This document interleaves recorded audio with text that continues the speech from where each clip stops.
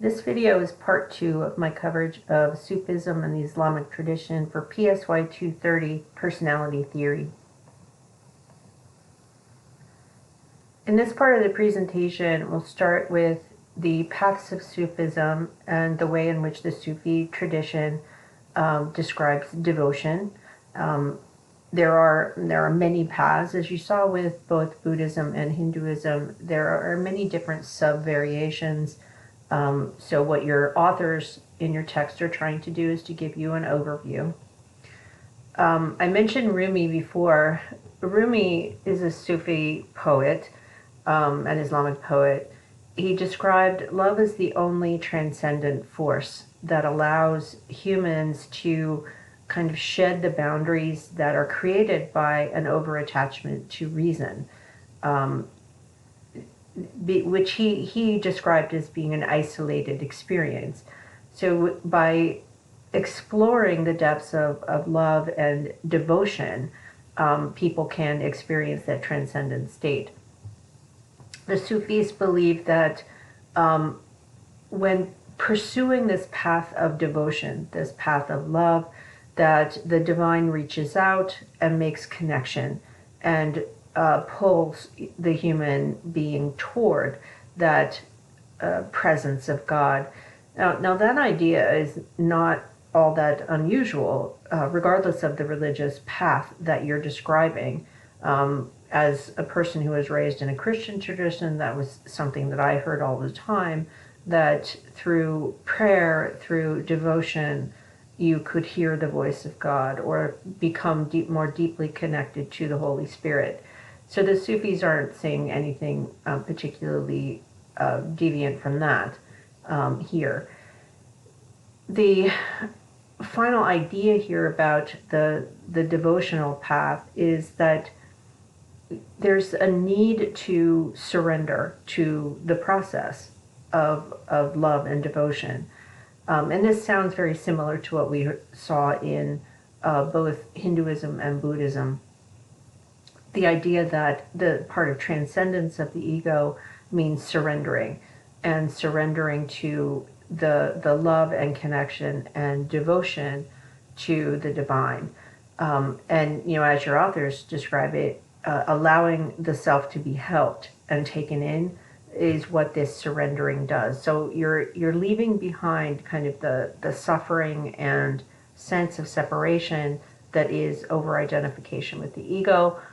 Committing to the devotional path of Sufism allows one to be cared for in that kind of bathing in love that is the devotional element of Sufism. The next element of Sufism is this idea of service. Once the recognition is made that all beings are essentially filled with the divine. That's what it means when you say realization that every heart contains God. So as you come to the recognition that all who surround you and all that surrounds you, it contains the essence of the divine, then the shift is in the direction of service, and service to others, and doing good works. Not for the need to serve, to build up your ego and make you feel good about yourself, but for genuine service, to make things better for all. One of the principles here of this path of service is the idea that one of the greatest types of service is to teach others.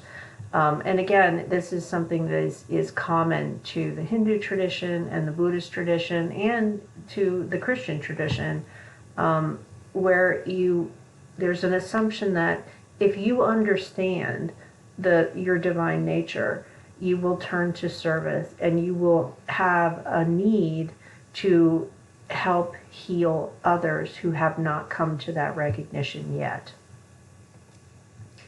The next path is one of remembrance.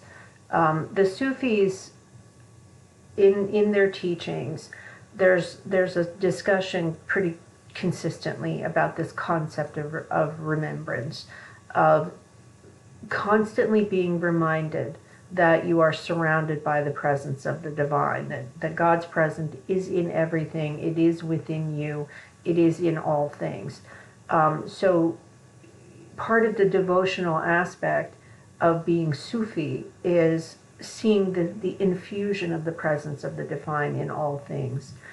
Prayer and mutual chanting and meditation and even that twirling dance is part of the practice of remembrance, of connecting with that divine presence. The practice varies depending on what kind of Sufi order you're talking about, but it typically includes repetitions in a meditative form of divine names. I'm not going to make an attempt at properly pronouncing that. Oh, okay, fine. Dekrula, this remembrance practice, it is sometimes done in unison with multiple voices, sometimes privately as one voice, but kind of related as being analogous to the repetition of prayers in various Christian traditions that allow people in a communal sense to remind themselves of what it means to be in a state of devotion. In many Sufi orders, remembrance also includes dance or body movement of some kind.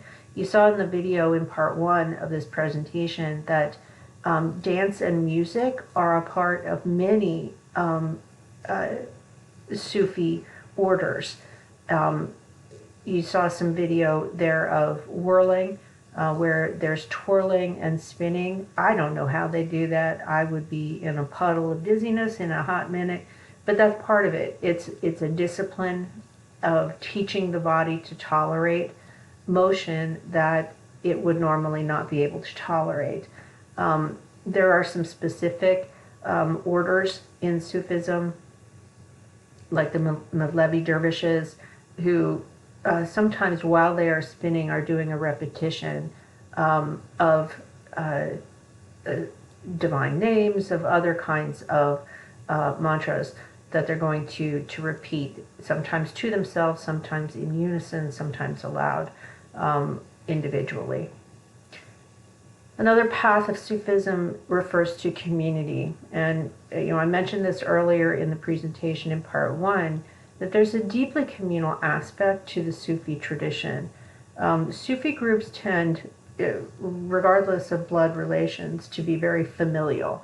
The teacher is in the parent role. The students, sometimes called dervishes, are like the children in the family, and the children in the family are like siblings to each other. So there's a very familial feel to Sufi groups that are living in the same space. The dervishes function in a way that is reflective, meaning they can see themselves in each other.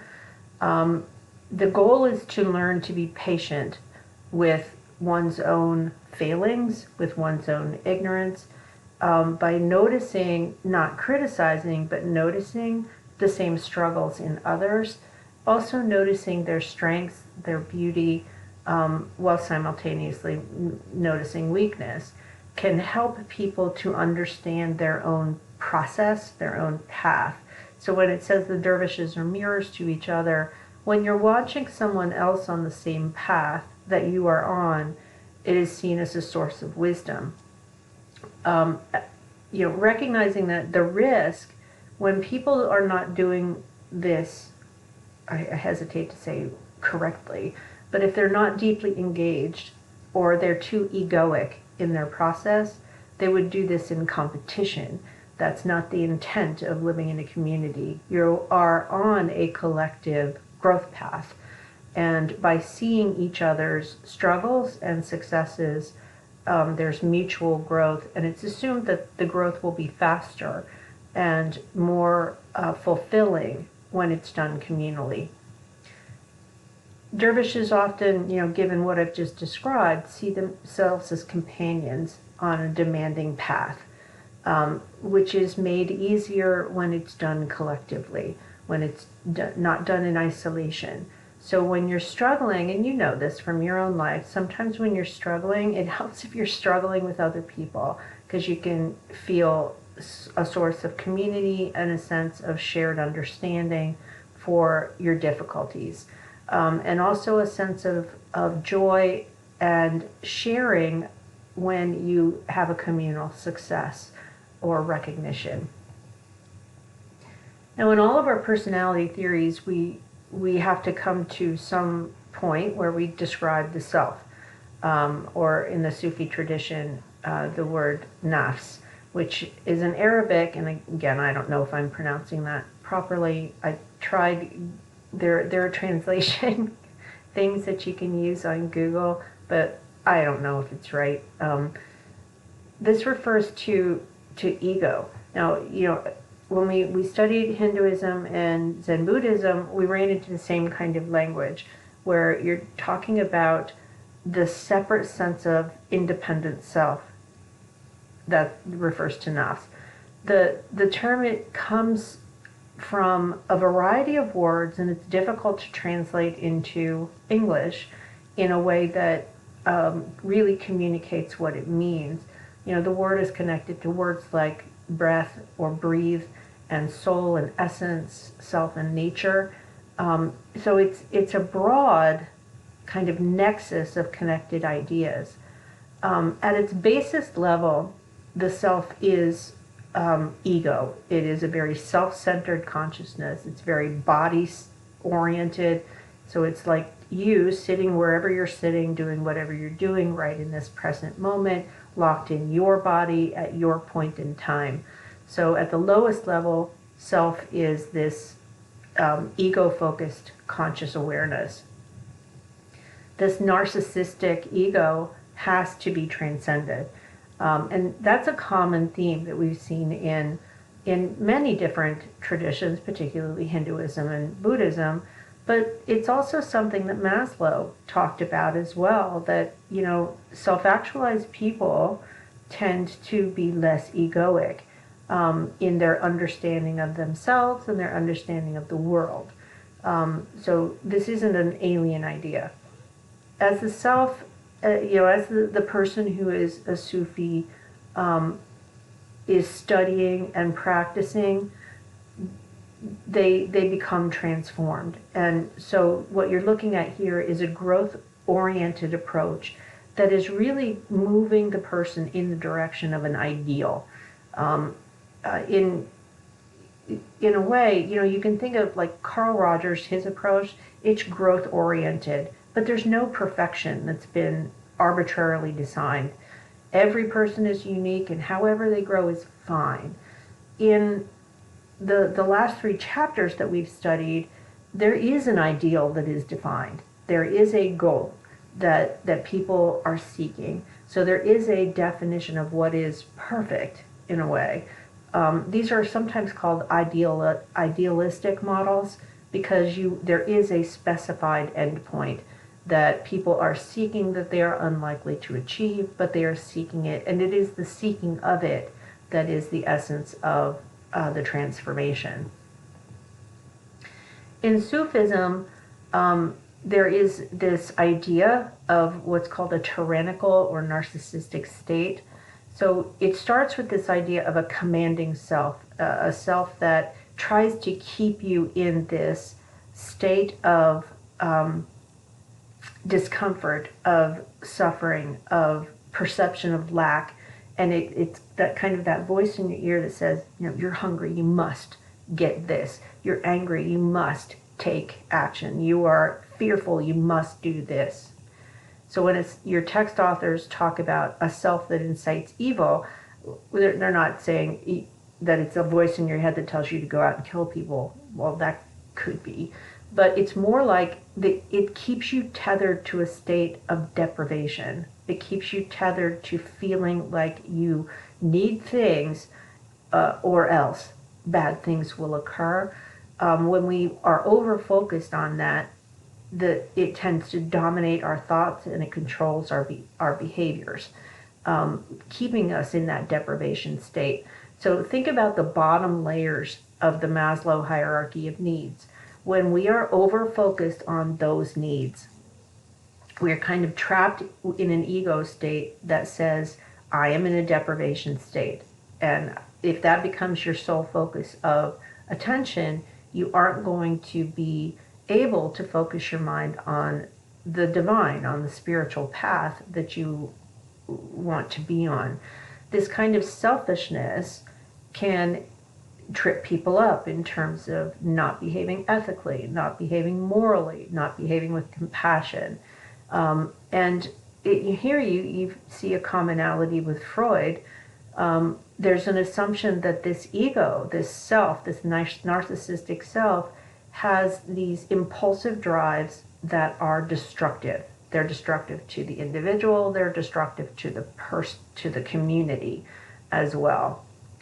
So this description of this very primitive narcissistic self is very consistent with the id in psychoanalytic theory. Some have described this tyrannical narcissistic self as being addicted to the deprivation vision of seeing oneself as constantly under threat and under attack. So in some ways it's like being an addict, where people are convinced that they are constantly in a state of need and panic. The regretful self is different than that tyrannical self. The regretful self, it's seen as a stage. It's sort of like developing a superego in the psychoanalytic school of thought. It does tend to be very judgmental and very filled with accusation and blame. So you could look at, Karen Horney's model. When you have the development of an ideal self and of an idealized self-image, that would be the regretful self. So it's a highly judgmental, filled with blame, very moralistic, very black and white in the way it functions. The person in this case, in contrast to the narcissistic tyrannical self, which is very id-like, here you have people who constantly operate out of blame. They operate seeing themselves as bad, as imperfect, and in some cases trying to follow their higher impulses, but seeing themselves as persistently failing. In this case, there's a hunger for praise and for recognition, and in some cases to have other people control them. So, one image of the regretful self is the slavish student who becomes overly pedantic. They fall at the feet of the teacher, of the guru, and say, "Teach me, I am your servant." Interiorly, inside them, they blame themselves and punish themselves for being inept and incapable and unworthy. As they see their faults so clearly all the time, whether they're real or not, that can later transform into a desire for change. So the pathway out of the regretful self is the recognition that their suffering is internally generated, and they can let go of that and then move into a more genuine state of change. The inspired self in the Sufi tradition is a person who gets great joy, gets great satisfaction, and great peacefulness from meditation and prayer and spiritual engagement. If any of you are deeply spiritual in your lives, whether it's through a religious path or other kinds of spiritual activities, you probably have some idea of how this feels, where people look forward to being in prayer or look forward to being in meditation, and they find it deeply satisfying. It feels physically good, it feels emotionally rejuvenating. People in the Sufi tradition, the motivation becomes the motivation for the self. So if you see the self as a governing body for your thoughts and your behaviors, when people are motivated by compassion and service and morality, which is deeply embedded in the Sufi tradition, that becomes an expression of the inspired self. So this marks the beginning point. So when people start to experience genuine, good, positive feeling from their practice, from meditation, from prayer, and they have started to move in this direction of being motivated by compassion and morality and service, that marks real practice of Sufism. Behaviors that are evident here, according to the Sufi tradition, when people become truly gentle, when they become driven by compassion in a creative way, and they appear to take moral action even when it is not necessarily of benefit to them, but is truly beneficial to all. The person who is governed by the inspired self appears from the outside to be mature. They're respected by others, and because their behaviors are deserving of such respect. So they are not living a selfish or tyrannical life. They're not living a life where they are beating up themselves for being less than fully perfect. They live well in terms of their gentleness, their compassion, their service to others and to their communities. At this stage, the inspired self can feed the ego. One of the dangers of living a life that is inspired is that the ego can reassert itself and start to say, see how good I am, see how important I am. If the person has taken roles of being a teacher to others, they can become prideful in that role. And then the inspired self kind of fades away and can become tyrannical and overly self-focused. So the risk of living this inspired is if the ego becomes powerful again and the person becomes overly prideful and grandiose.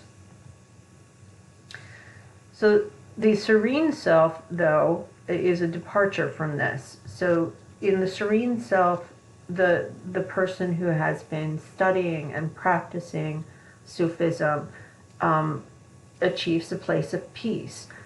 Their struggle that is characteristic of the other stages. So if you think of these selves, you go from tyrannical to regretful to eventually to the serene self. The earlier stages are basically over. And now the person is in a state of peace. Oh, I repeated my bullet points. Sorry about that. Here, the person, it tends to be open-minded. They tend to be living in a state of gratitude. They tend to be highly trusting of themselves and of others around them. So there's this transcendence of the needing that is characteristic of the earlier stages of the self. The self then, it in and of itself starts to fragment. It starts to fall away as boundaries, which, for people in the West, people in the United States, for example, we are all about boundaries about self. We talk about having boundary issues. We are very determined. Our psychology tends to be focused on having very clear boundaries around your sense of self. You have an identity, it is yours, and your identity is not enmeshed with the identities of others. Otherwise, we tend to describe you as having some kind of psychiatric disturbance. So in the Sufi tradition, though, that is not the case. So you're typically talking about parts of the world where a more communal sense of self is seen as ideal. So with this serene self, stage, the boundaries around that independent ego are really becoming more and more and more porous as the self transforms into a more universal state. At the stage of the pleased self, you have an individual who experiences a deep sense of contentment about their situation, but also in their relationship with the divine, their relationship with God.